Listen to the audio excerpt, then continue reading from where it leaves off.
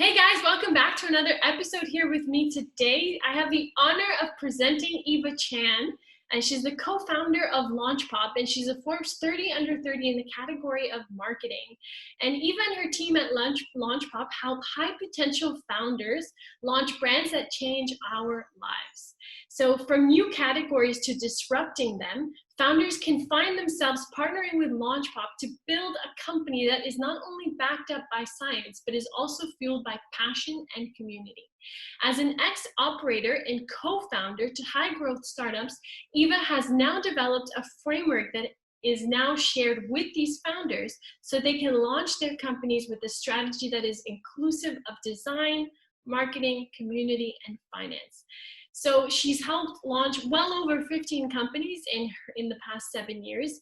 And she started this when she was 22, and now she's, I think, in her 30s, I would say.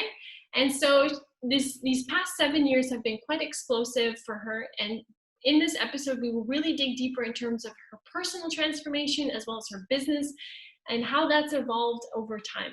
So thank you so much for joining me, and I look forward to sharing this with you.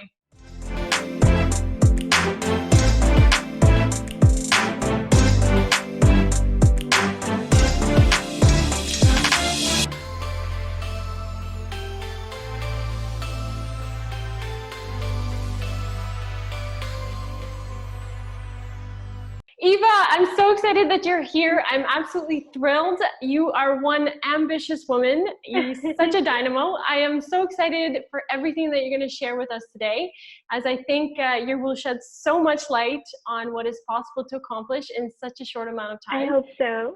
Yeah, so thank you so much. This is really exciting for me. So amazing. Thanks for having me. All right, so I think it'll be important to lay some foundation and give everybody a bit of background on your story. So why don't we dive right into it? So as vulnerably and as detailed as you want and feel comfortable, why don't you share with us how this all unfolded for you? And I still remember that day I was in class early morning. My eyes were bloodshot because I love painting really realistic, kind of like scientific illustrations. And so sometimes I would have like a magnifying glass just trying to like finish the detail. Wow. And my eyes were bloodshot in class, and I realized, like, what am I doing here?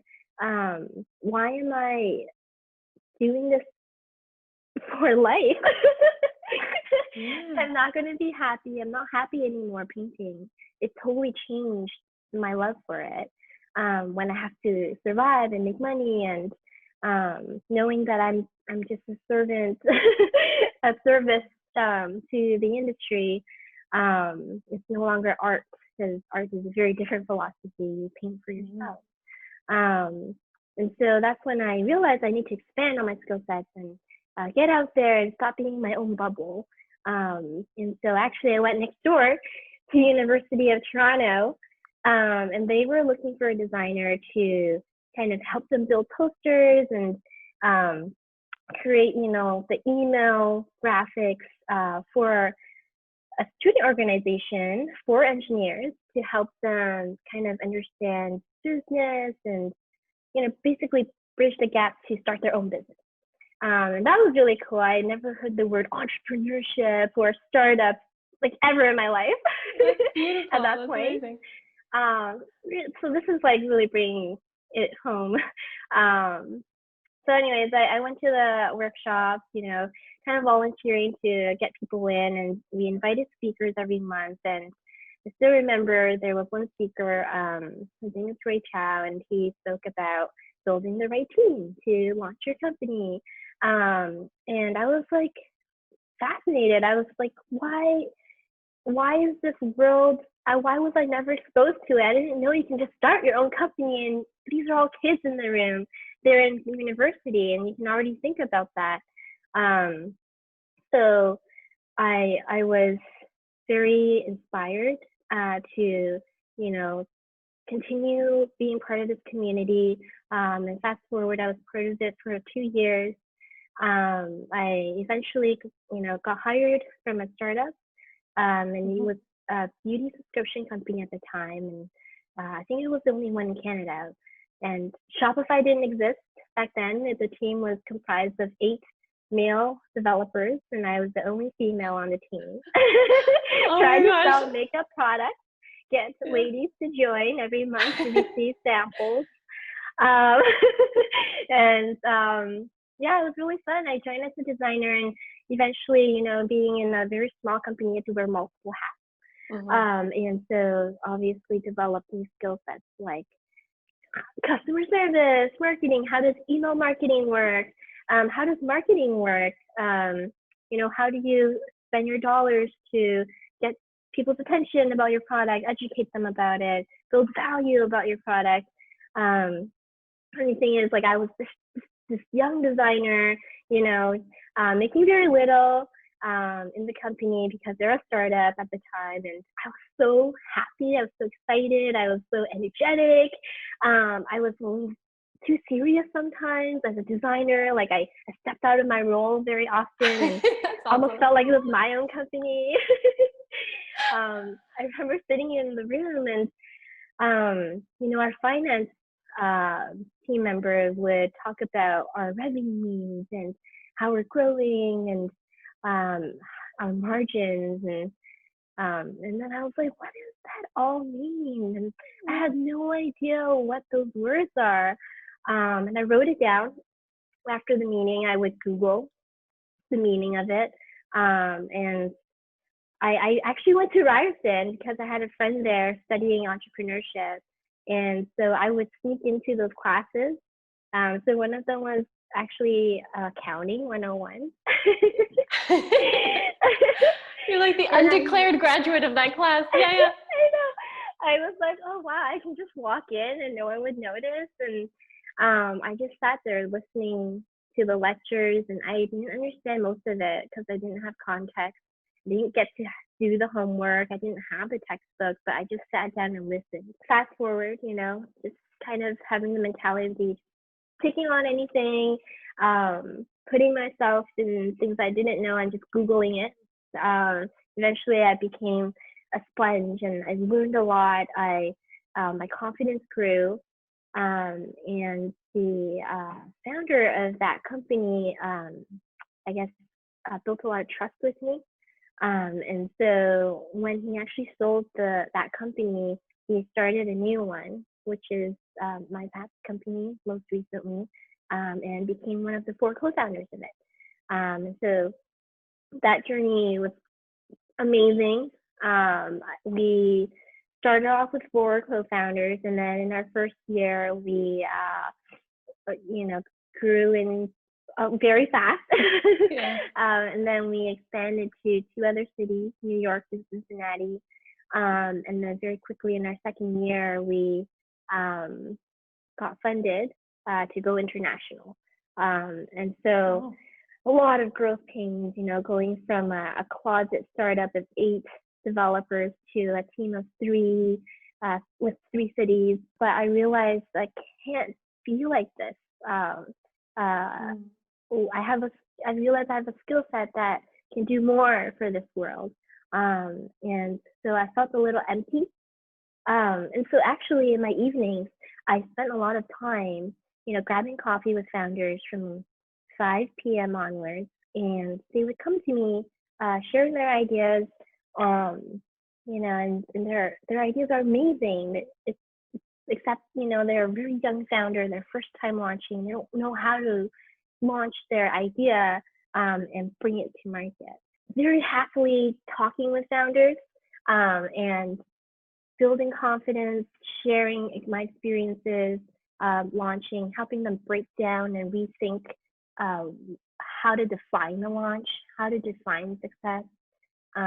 There's a lot of unicorns that we hear about out there that reach 1 million in the first 3 months, and those are unicorns for a reason, because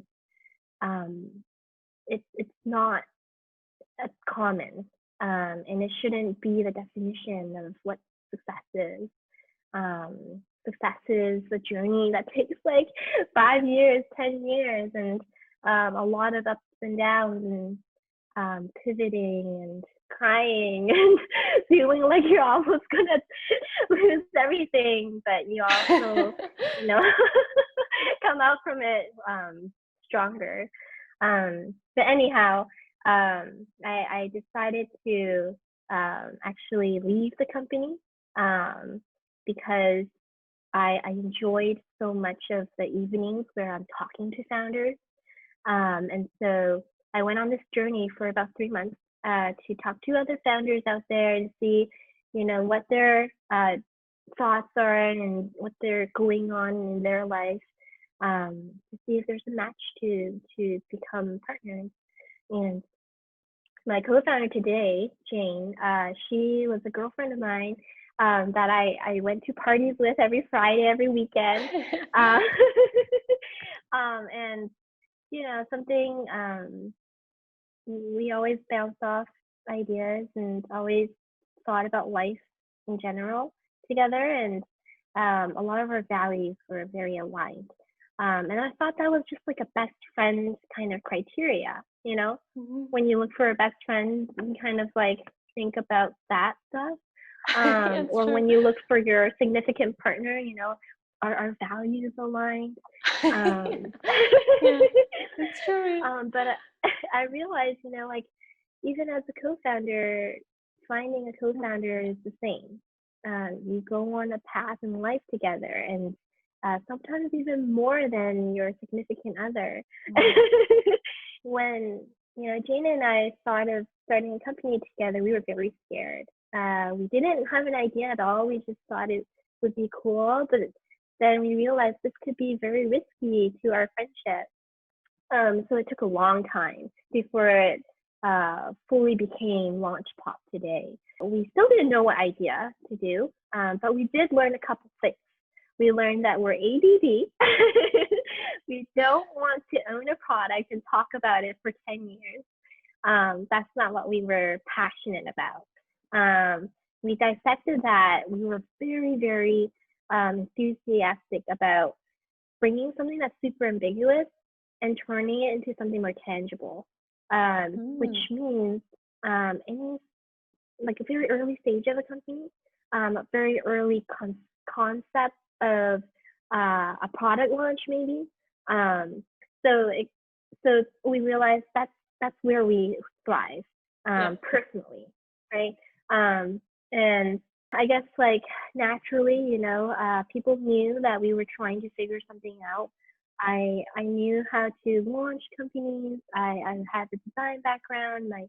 My friend Jane, she comes from business school.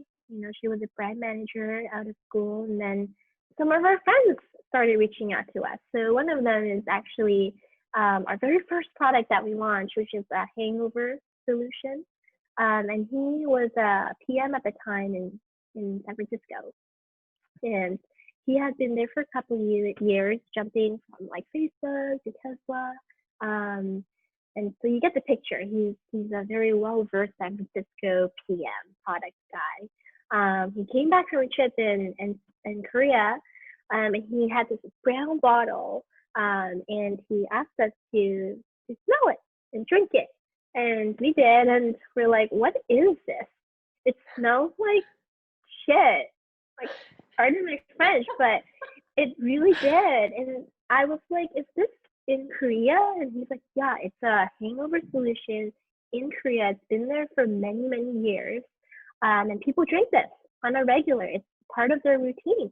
When they go out and then come home, they drink this solution and then go back to work the next day, and they're fine.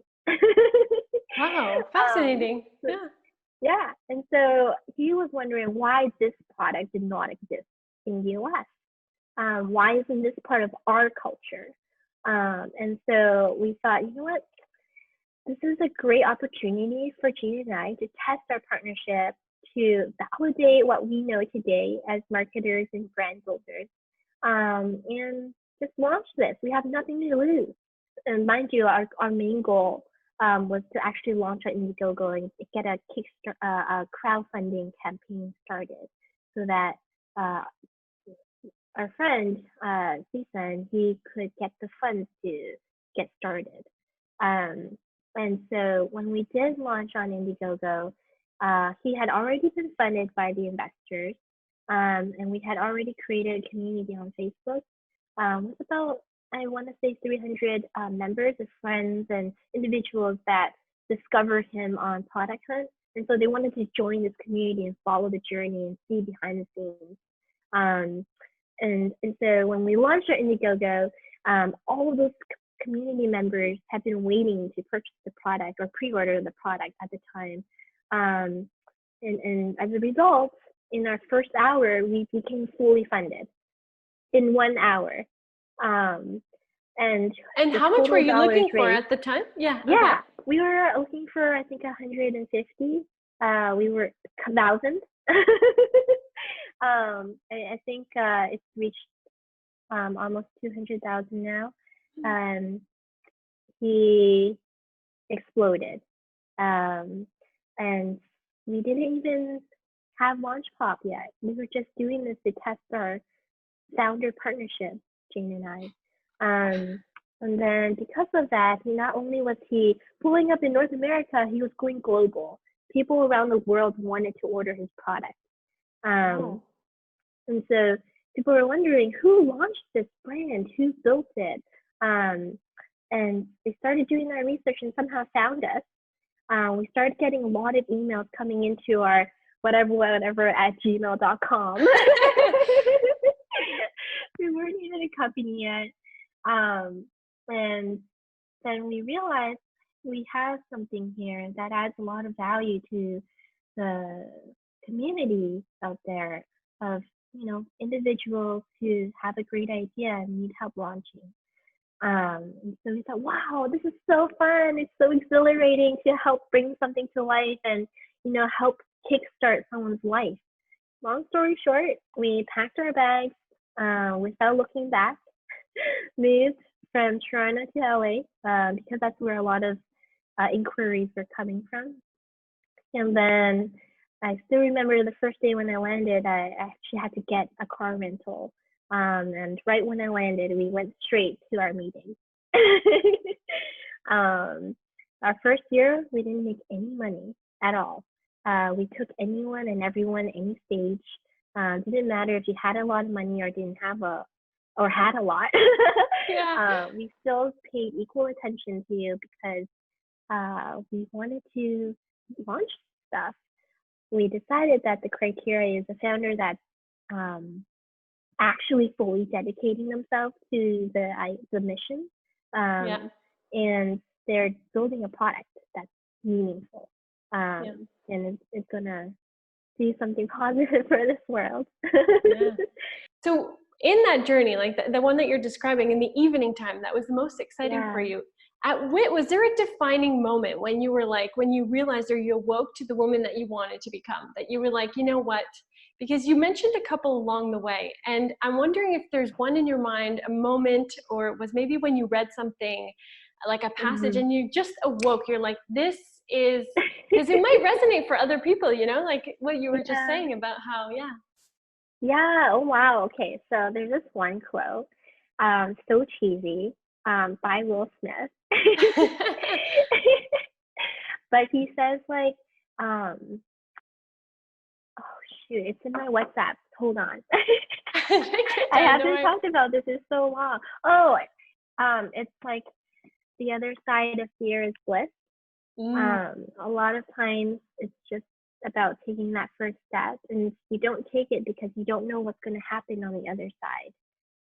But when you do see the other side, you feel, oh, it's not as scary as I imagined it.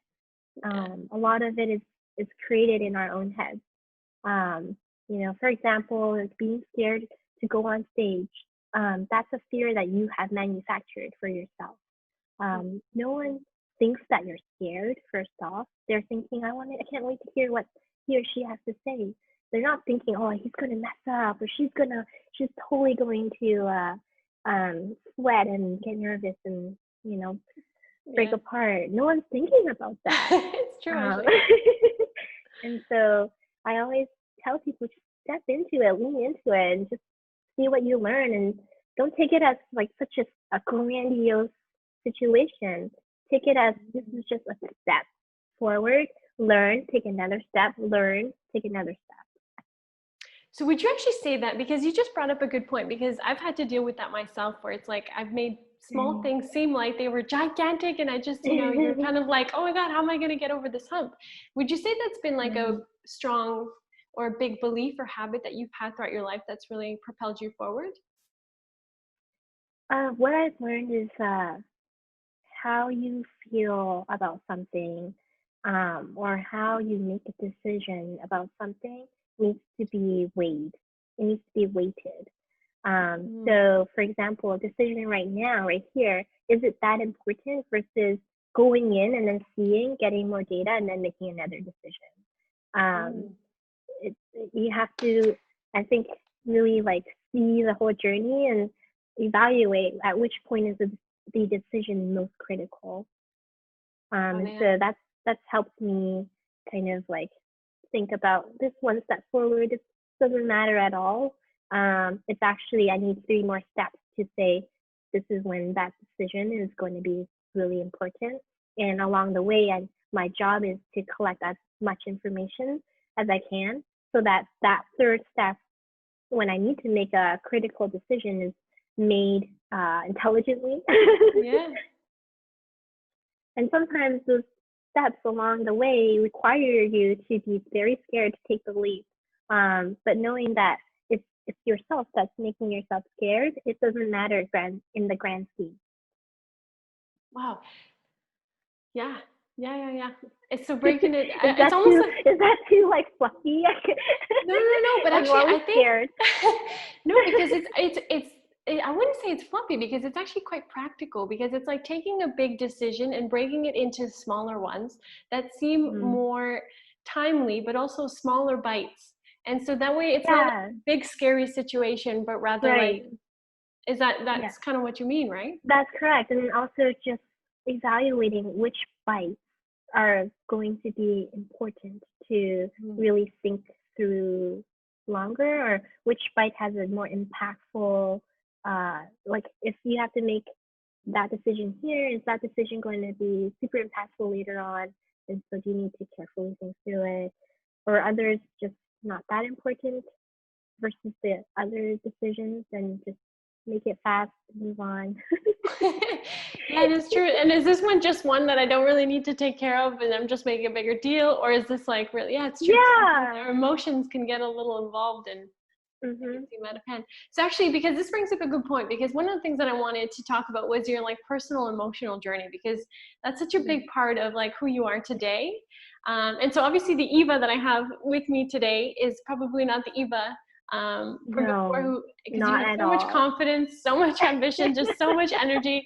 And I'm not sure, who that was before, but I'm curious, were you, I'm not going to say that you were always like this, because I'm sure there's been an evolution, but like, what was it like for you? What's changed? Oh my gosh, so much has changed.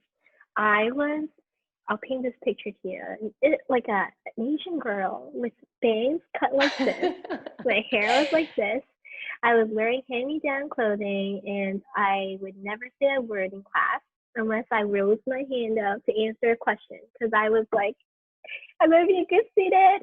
I need straight A's. Don't rock the boat. Yeah. If anyone, called me out, my face would be red. Even a friend circle setting, if they're like, hey, Eva, what do you think about this? I couldn't share my opinion. I didn't have the confidence or comfort to do it without my face getting flushed red. And I still remember when I did my presentations in high school, I would have my armpits like really, really tight because I'm like poorly sweating. You're like, please don't pick me, please. Nervous. Yeah. And so it took a long time before, like some of that confidence was built. And I still remember it was my first job. Actually, before my first job, I got interviewed and at a retail store, and they rejected me and said I was too soft-spoken. And I was like, crying in their interview. I was like, oh my gosh, am I this like soft-spoken individual? I can't even get a job. I'm that shy that I can't be hired. It doesn't matter if you get straight A's. You don't get hired if you can't articulate and push out a personality. And so I was like, wow, so enlightened by that, but also so angry. And so in my first job, when I got hired, thankfully, I actually had told him in that interview that I didn't get hired because I was too soft spoken. And I would like to tell you now that I am not. I'm just shy at first, and it takes time to break me down, break open. And he said, yeah, I know that you are, but also I look at your track record and I recognize that you are determined and you take initiative. And I think that was important for him. Thank God. And so my very first job was actually a barista at a coffee shop. I'm so happy I had that because it was my opportunity to build rapport with customers as I made coffee. At first, I was so nervous. Like I was like, okay, I have to remember their name, and even saying hi name was nerve-wracking for me. You're like, am I gonna remember their name? Yeah, and like if they ask me like, how am I doing? I was so hard on myself. I was like, why didn't I ask back? How are you doing? I was scared to even ask that.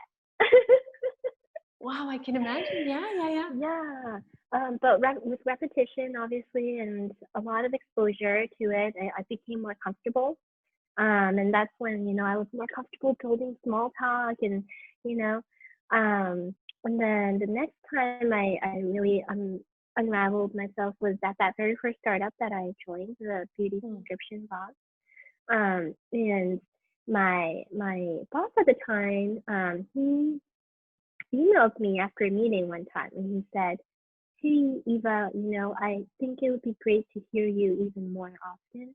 I think your feedback and your ideas are valuable. He just said something simple like that.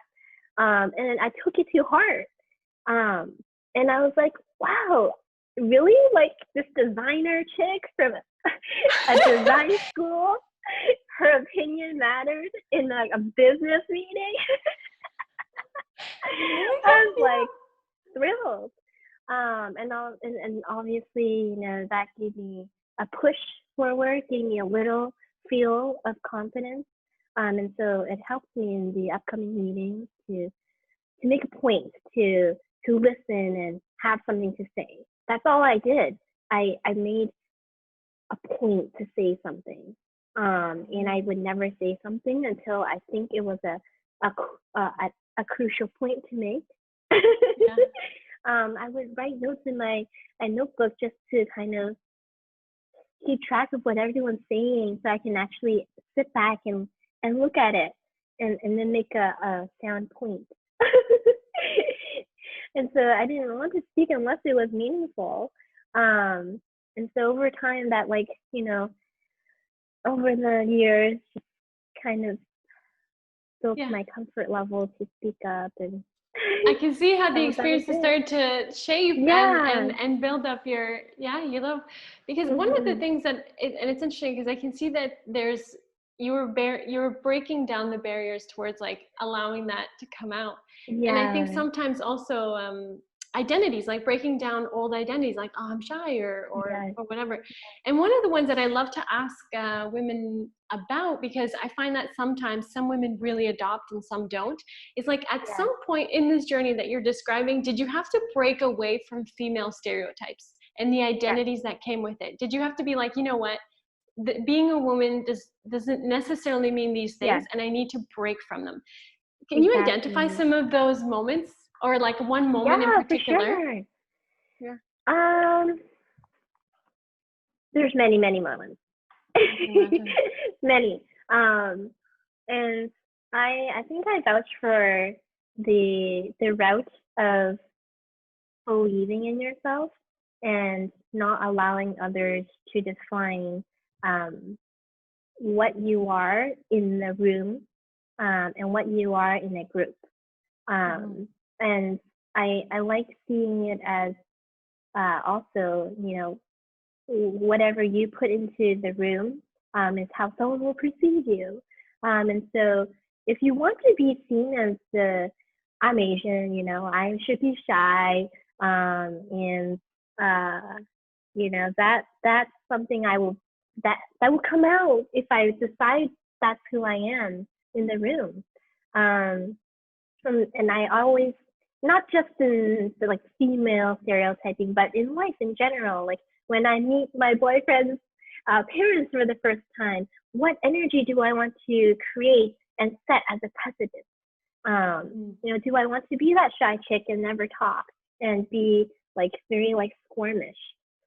Or do I want to, in that very first meeting, set out the tone that I am an outgoing girl, and that I have a lot to say, and I want to make sure that everything I say is meaningful.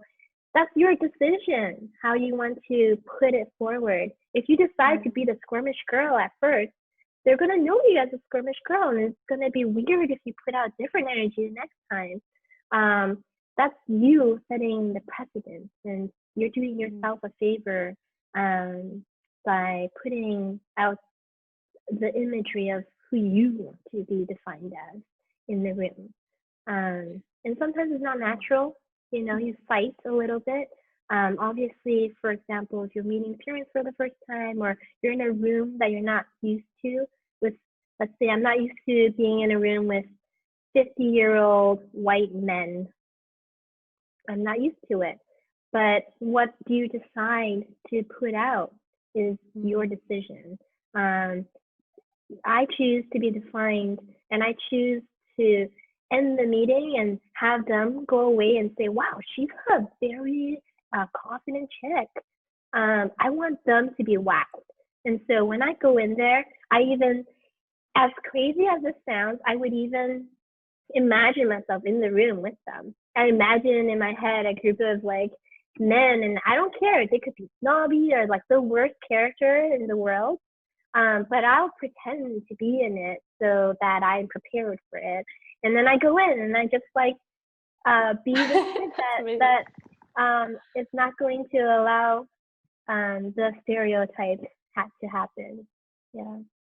Wow, that's actually really powerful, because it's like it's almost like you go into it with like a hat. You almost say, okay, you know what, I need to wear this hat today because or whatever, and then prepare yourself for what's to come. So actually, I want to jump a little bit into like, because you talked a little bit about in the beginning of your story how you were scared. There was a lot of fear, there was a lot of questions, and what I'm curious is like if you could shed light on like one or two of the ones that were the biggest for you, and then how or what were some of the tools that really helped you not make them debilitating, that you were like, you know what, kind of like the tool that you just pointed out a little bit about how, you choose to go confidently into that meeting, you visualize it, so I'm curious to see, because a lot of these doubts are shared, so I'm curious to see what that came up for you. What were some of the ones that came up for you on your journey? Wow, the doubts. So we, in our first year, I said we didn't make money. But weird things happened, like we got press, we were known by our friends and family in the community that were these like two successful ladies that had moved to LA. And so I was kind of, like in this like awkward zone where I'm like dying, financially dying energy-wise. But on the outside, I looked beautiful, successful. People looked up to me. It's kind of, it was a struggle because, we would go out to friends and gatherings, and they think I'm a millionaire. I can imagine, and then, you have to like kind of operate that way and kind of live up to that expectation. And it was really stressful. It was really draining. My co-founder Jane and I would go home. We were living together at the time, and we would talk about how crazy, like how I think a lot of people face this, where they look like they're doing well on paper, but not really. You go under the hood. And a good example is like Fire Festival, right? Everyone's watched that show or documentary. And he's crazy, yeah. The epiphany of that, building a storyline for yourself and not actually tangibly executing on it. The story is very false. right? And so I think everyone goes through that, right? When they're building something, you build a mission, you build a vision, and uh, you then go on a journey to building it, and you have to realize this mission, realize this vision. But sometimes that storyline keeps growing and you can't catch up to it. And I think the goal is to really like balance the storyline, balance the execution. It's really tough, like you you can tell stories and people will believe it. You can't imagine how powerful a storyline can be. You attract people to become part of your company. You attract people to love you. So you have to tell yourself sometimes, like, at what point do you need to be just like real, and know that people will respect you and know that it's going to be okay to say you're not there. Um, so I think when that story, I think I was resolved when, you know, one time someone told me, like, you know what, like, don't work with us because we're not the experts of doing this, but work with us because we're the experts of this. And then I was like, wow, I actually respect that they were real with me, to tell me what they are good and what they're not good at, and that they don't want to do anything that wasn't going to produce great work. And so I took that learning and, translated that when I started speaking with customers. And it was fine. People were like, yeah, that's fine. We don't need that service. We don't need it. It's okay. Or we figure that out later. Or when I say that, they go on a different journey with us to learn about it together. They still want us to do it, but we'll learn about it together. And suddenly, that's a very, very different expectation, different journey that you go on with a partner or a client. Instead of me pretending I know everything and going along the 6-month journey pretending, and not producing the work, we now go on a 6-month journey to really discover and share learnings. And it's okay if I mess up, 2 or 3 times, and together we mess up. So it's very powerful to just be real, and of course, you know, um, where you need to like catch up on. For example, if your main core storyline is to offer this service, then you have to have a very disciplined journey to get there and say, actually, that's what we really, really are. And when people put out that journey, there should be a work in progress that doesn't happen overnight. It takes years. But the very first product you put out should be good enough, to stand against others in the playing field. And yeah, it's beautiful what you said there, because it's true that we often feel like we need to put a facade in order to That's the word, perform, yeah. to do well. And it's interesting because I think you just said some really key things there, because it's like, it's almost like you, by putting on the facade, the joy of it for you also went away, because you felt all this like pressure that you were probably like, I'm not, you were probably feeling like, shoot, like I don't, this is like out of my hands right now. Even though you could figure it out. It's crazy because sometimes that storyline isn't produced by you. It's embellished by media. And of course media does that, right? They have to attract people to read something. And just being in a Forbes article suddenly made people think we were bigger than what we actually are. Yeah. And then like, how do you distill it down and really keep that real? It's true. That's such a journey. It's is there something that you did in particular outside of just having like very honest conversation with client, or would you say that was like the key? That was like just being real with the client or the potential launch? Being real, and then behind the scenes as a company, being real with your values too. Like if you say you want to be good at this and this is your superpower, then we have a timeline, to figure it out. We have to think about it every day, experiment, improve every day. It should be your like number one journey, to figure out your product, not just get customers. So that was what we did in our first year, really figure out our product. Yeah. It's true. And also, like you said, a bit of figuring out your values as well, like as a company, which is so key. So actually, I'm curious, what is something that you're currently working to improve within yourself? Okay. So working with a team is constantly a journey, I think. I constantly want to understand how to better have manage a team or work with a team. How do we create a culture that's remote? The company is remote to start with, and so since day one, we've been figuring out how do we, have the warmth that office has. How do we have the energy and engagement that sitting beside a coworker has?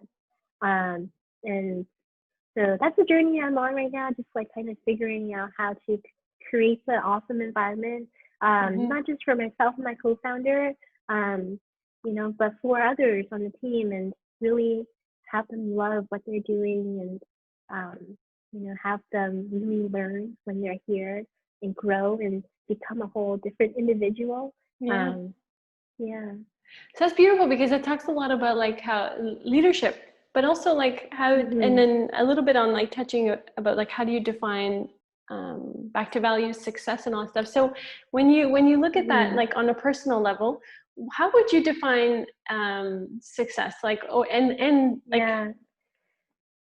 how would it be different to when you started and versus now? Like what does success look like for you now? Success is, at least for me, is always redefined.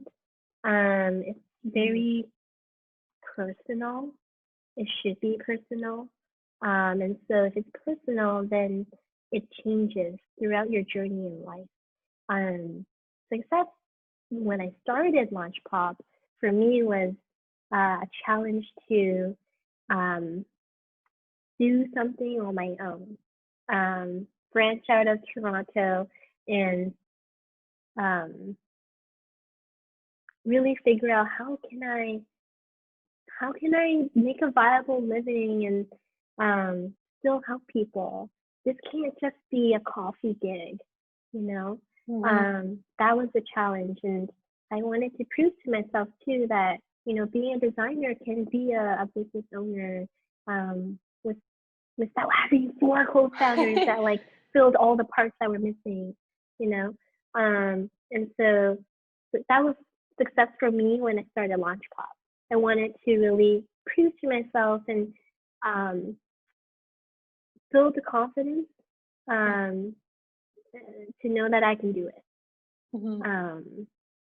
And that was success. It wasn't necessarily about money.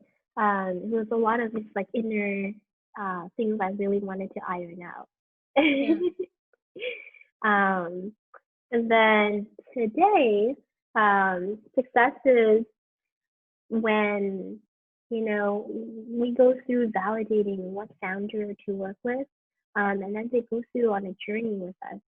I want to make sure that if they choose us and they choose to put their everything on the line with us, and they've chosen to get married with us, right? Because finding a co-founder is like getting married. Working with us is like finding a co-founder. We like their co-founders, but with 10 team members, not just one. I want to make sure that they made the right decision, and there's a lot of pressure internally to really, like if they come to us with this idea, that we bring it to life in a meaningful way, and that has helped them move to the next stage. And that's either getting funding or validating their idea and purpose, that this is something meaningful that you need to pursue and should do it. That's really it. Like success for me today is helping someone just kickstart that next journey. Wow. And then would you say there's one thing, if it's possible to boil it down to like one thing, what would you attribute your success to? Happiness. Wow. Because the past company, the financially great, high growth, but I wasn't happy. I didn't think it was successful. This next company, LaunchPop today, a lot of our goals are actually based on happiness. And so my co-founder and I, we always ask ourselves, hey, what do you want your life to be like in the next 3 years, 5 years, 10 years? How do you envision this? Where are you? Do you have kids? What kind of home does it look like? And then let's be real. Like, do you shop? Quite often, how much does that cost? And then start tagging the cost to all of that, tagging the cost to that vision. And suddenly, if you're being very genuine with yourself, your sales targets will be more realistic. Instead of saying, hey, next quarter we need to reach this much million. Why do we need to? What's the reasoning for that? I used to always ask that in the past companies. I always never understood it. But today I realize it's because there's more people in the pie in those companies to be happy. There's investors involved, and you need to make them happy. And so that's why there's these crazy growth numbers involved every quarter, because you need to make others happy too. With this company at LaunchPop, it's just Jane and I, plus our team members, that needs to be happy. And so Jane and I, we know what makes us happy. We know how much it costs to be happy. And then we also ask our team members, what are your goals financially? We ask them, like, what do you want to do? Do you want to move out? Do you want to get a car this year? What does that look like financially? And obviously being realistic based on their role. And we talk about this together, and we build a journey together. Let's say in a year they want to make this much, then I tell them, like, in a year then you need to grow and become this and have this and check these off. And suddenly they're on a very tangible journey to make it. Because if they do, that means the company will do better too. We would be able to produce better work, and the quality of our interactions with founders would improve. And over time, I am confident if they become stronger, we can charge more. We would have better case studies to showcase. Anyhow, success is really tied to happiness for us, and that's how we define our sales targets, based on, hey, like, how much do we need to reach in this year, X amount of years, and how much does it actually cost? And so when we break it down by the quarter, this is how much it is, and it's not that much. It's true, actually. When you boil it down, I've done this exercise, but like even on a person, and I'm like, oh my god, yeah. And it's funny because sometimes I just like get a number out of the air, and it's true. You're like, why? And actually, I think that I think it's beautiful, by the way, that you guys do those journeys with your employees, because like I've worked at a small company, and sometimes you can get a little bit like, where's my journey taking me? Like, how could I grow and evolve? Because sometimes small environments can expand or not. So I'm actually curious because you bring up a lot of throughout your journey, you've taken a lot of leaps of faith, to say it like that. You've taken a lot of leaps, and it's not just exclusive to women, but it's both women and men. We struggle taking the plunge sometimes and pursuing our passions and really doing what makes us happy, right? So I'm wondering, like, what consistently pushed you over the edge, and why do you think most people don't do it? Like, just to get some insight on that happiness piece. Right. It's scary. Yeah. Very scary. But I think it comes with repetition. When you take risk,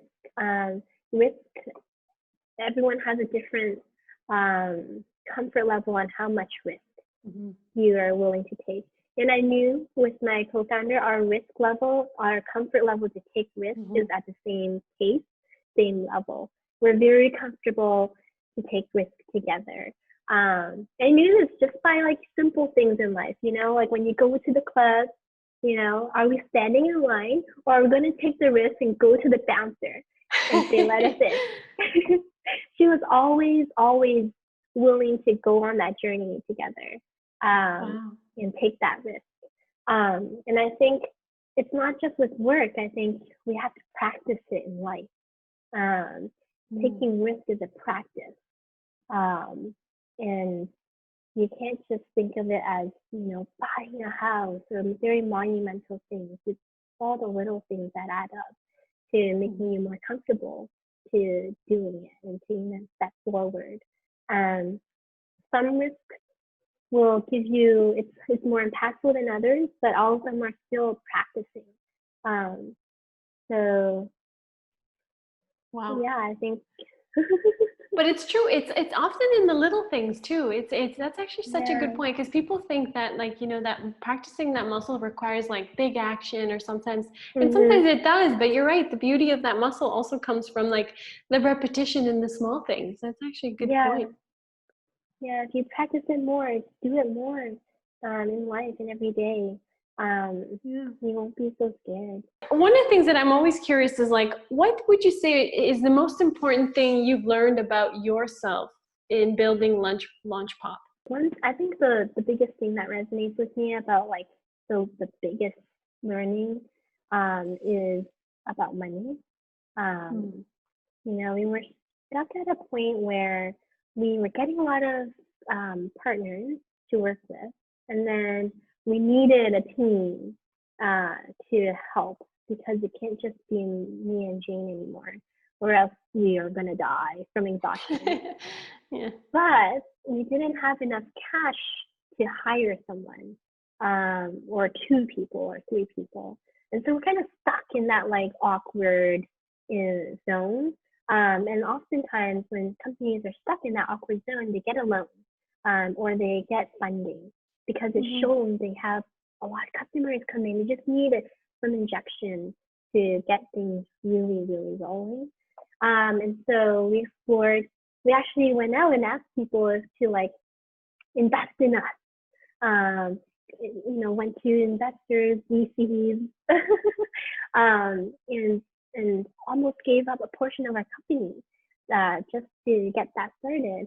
And at the end of the day, you know, we decided we didn't want to give up our company to people, because that means our decisions would involve their happiness as well. And we were very happy thinking that we didn't take it. Instead, we actually went to my brother. And I don't know why I didn't do this in the first place. And thinking back, I realized I was too scared to ask anyone to borrow money. I was too scared because I didn't believe in myself. I didn't have the confidence to say, hey, lend me this money because I will give it back to you by this time. I'm confident that I can do this. And that's crazy, because if you don't believe in yourself, why would anyone believe in you? And I did believe in myself, but I didn't believe in it to the point where I have to involve someone else, put someone else at risk. But I ran out of options, and I had to ask him, or else the other route is a bank loan or an investor. And I asked him one time at dinner. He said, yes. How much do you need? I was like, this much. And he said, yes. He didn't ask me anything. He didn't hesitate. He said, I believe in you. And then the next day, he gave me the money. And then we hired everyone we needed in the first and second month. And that's when LaunchPop really took off. Everything changed. Wow. And so only if I had confidence in myself and believed in myself, you know, not be so afraid of being in debt. I think all of us as women are very, very afraid. And there's studies around this that we don't like to carry debt. We are more inclined to pay off our credit card bills. We don't like to have a carryover. We don't like to owe anyone anything. And that was what hindered our growth. Me not being comfortable in debt hindered our growth. Had we been more comfortable, we would have gotten that loan earlier. We would have grown faster and earlier. Mm-hmm. Yeah. Wow, that's actually wow. It's interesting how that scenario led you to realize, wow, this is actually because I don't believe. there's this sense of like I didn't want to involve somebody else. So wow, that's and for your brother to say, you know what, I really believe in you. Here it is. What was that like for you? That was mind blowing. I was like, you do? You don't need to do anything? Like I don't need you do? He didn't have any questions. He's like, I just believe in you as an individual. I've watched you my whole life, and there was no questions. And that must have been like a... Yeah, there's so many people in this world that want you to do well. And you too. You never know. Like there could be so many individuals here in this world that are vouching for you. And if you need help, ask. I was too scared to ask for help. Wow. Yeah, that's I can definitely resonate to that. That is so true. And it's interesting how we always perceive it to be like, oh, they might not be vouching for me, or like that would even be a contemplation, which I mean, there are people that aren't, but the majority are. It's like it's majority. So but you know, like if people say no, you have nothing to lose. And I think I think I was scared to hear the no more than the yes, I think. I think I was scared to hear no from my brother. I think that's why I hesitated for so long too. Yeah, it's funny. It's true because it's also like, you know, good negotiators say no is the invitation to continue, because they don't attach the meaning that I do to no, right? So it's like instead of making that about the conversation starter, it's interesting. That is fascinating how the no can be, amazing. So you know what, I want to close off on these last 2 or 3 questions, and it's and the first one is, what are some of the rituals that you have to take care of yourself, like to stay sane, to like show yourself some love? What are some of those rituals? So I'm a big believer of like mental health. I'm a big believer of balance. If you go ham and go hard, and you don't understand, you know, everyone's very different, right? You have to go on your own journey and understand what your levels are, what your energy levels are, and how you function. And it's okay if you're not the same as someone else. Don't beat yourself up. If you run out of energy, you are in the worst position to everyone else. That means you have to stop, right? Our abilities to do work is based on our abilities in health, our health. And so my ritual is making sure that I don't kill myself short term. I always make sure that I stop working at around 5. And, you know, we encourage that with our team members as well. We share that as that expectation with our partners as well. And that way people don't burn out. I don't burn out.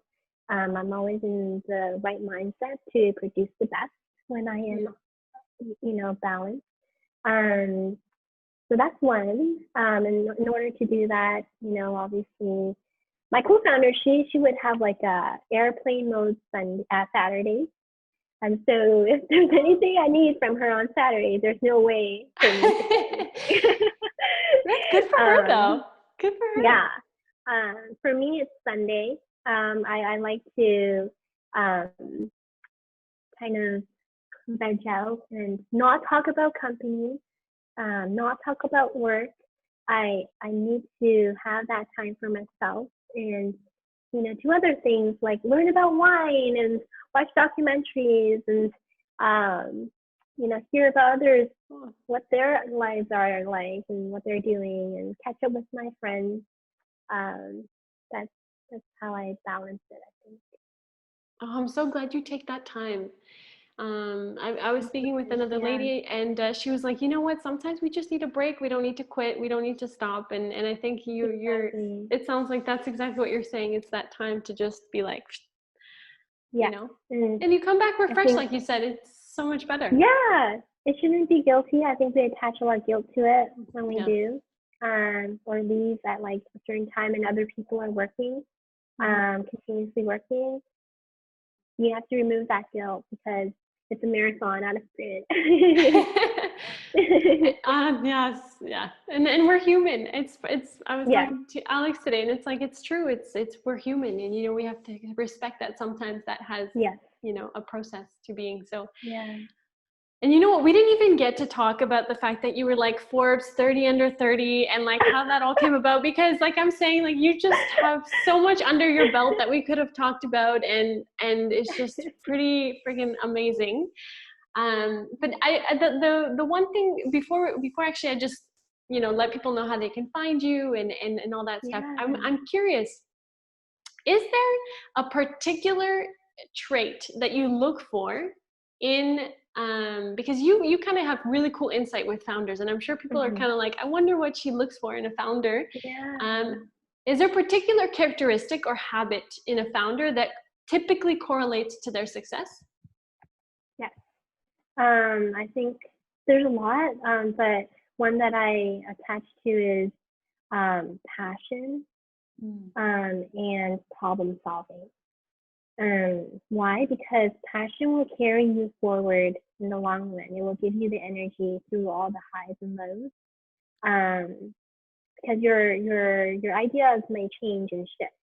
So you need to have a silver lining passion for why you're doing it. You have to really understand it clearly. And then problem solving, because I promise you, no matter how amazing your product is doing, if you're making money, you'll have problems. If you're not making money, obviously it's a problem. If you're dedicating this with all your passion, you're gonna have problems with your relationships, your friendships. It's not just work problems. There's so many problems. There's so many decisions in life. There's so much creative solutions that may not exist out there that you need to manufacture. So problem solving is a big one for me. It's true, and I guess even just for success in life too, it's good to have that in your back pocket. Little problem solving. Okay, well, I would love to know, is there any one piece of content you'd recommend for people to either read or podcast, someone that you really follow that's been a huge help for you or something? Yes. There's this book that I always love to recommend others. It's a book called Two Mountains. And it's by David Brooks. I want to make sure I got his name right. David Brooks, yes. And he talks about how an individual goes on a journey in life. And they climb up this mountain. And most of us go on that first mountain, the typical, like, get a job, get a house, get a family, have a baby. And that's the top of the mountain, a very typical life path. But some of us may not be happy there, and you don't feel fulfilled, and they're climbing a ladder, getting a status, becoming a director, becoming a VP, becoming this. There's so many successes that they're collecting in their like life diary. But happiness is not a result of it. They realize when they get there. And so when you're unhappy, then you start climbing down. You go into this valley, and you're there reflecting and reframing your life. And the journey that you took in the first mountain, maybe you were a lawyer, maybe you have a house and you have kids. And then the second mountain is what some of us may be able to go on after that, like valley, that path in the valley. You start climbing that, and you become a different person, where you're, instead of instead of being a manager, you're a educator, for example. You find that a manager role very differently. You want to be an educator. You want to give. You want to teach. You want to empower.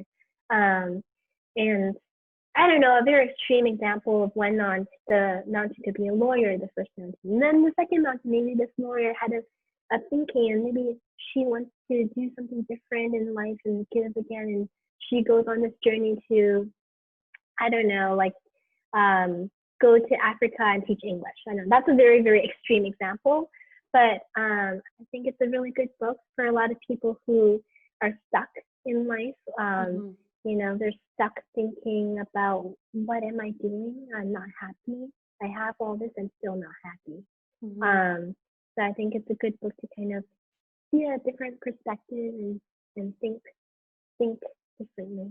And just to close off then, is you honestly do some incredible work for brands, for founders, for the community, for you creating you're really disrupting in so many ways. You're creating so many brands that really speak to us. And so you're creating a lot of value, you're creating a lot of beauty out there. And I'm wondering, is there anything or is there a best way for the community to support you back for all the things that you do for us? I think the hardest thing for the community right now is seeing the other side of success. Success is very embellished. The path to start a company or that whole subject is very embellished. I think, you know, we shouldn't be afraid to share the other side of that story that's not so beautiful. And I think we all need to hear more of it so that people can have a better definition of what kind of journey they're embarking. Yeah. It's so true, yeah, it's true, having those real and raw conversations about what's really, so true. Guys, was that not an incredible episode? I really feel like Eva shared vulnerably with us, both on her personal journey as well as her professional journey to getting to where she is today. I really think that one of the core fundamental pieces we need to take away from this is that belief in ourselves, that willingness to believe, that willingness to take the risk, and knowing that where we come from doesn't necessarily mean that's where we'll end up. As well as knowing that sometimes our reputation can precede us, and although we want to paint a picture that we are bigger or better than we currently are, we must accept ourselves as we are and evolve from there. So I really love her message. I think it's really strong. She clearly knows what she's doing, and she's on the path to do amazing things. She already has, and so I'm excited to see her journey continue to evolve. And I look forward to bringing you more great women like Eva. And until next time.